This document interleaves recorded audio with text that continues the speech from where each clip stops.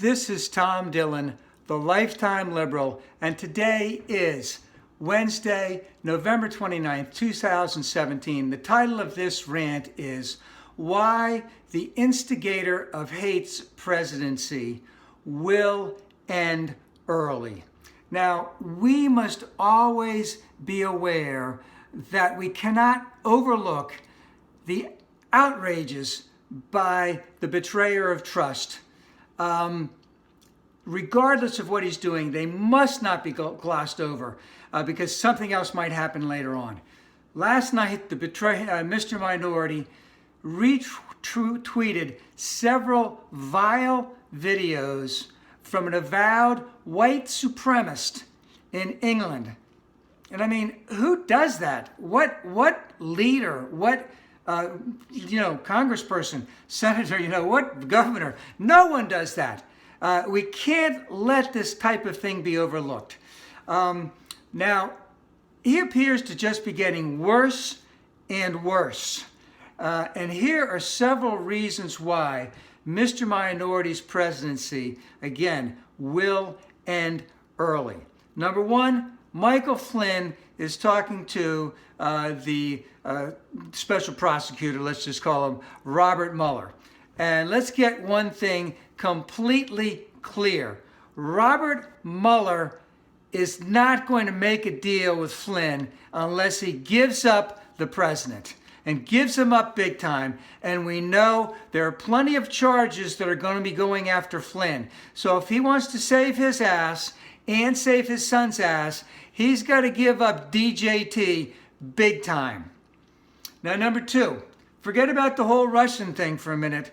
Just think about obstruction of justice by all of the top players in this administration, besides DJT.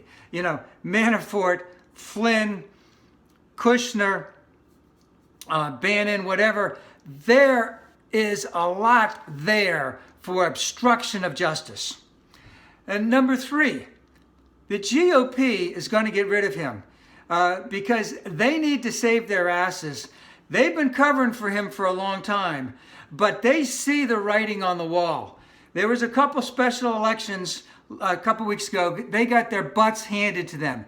In a district in Oklahoma that he won by 40 points last year, the Democratic challenger beat a white Republican, and this was a white Democratic woman who happens to be a lesbian, won in a district that Trump won by 40 points a year ago.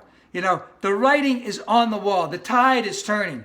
And in Virginia, two other instances happened where a Democrat, white guy ran.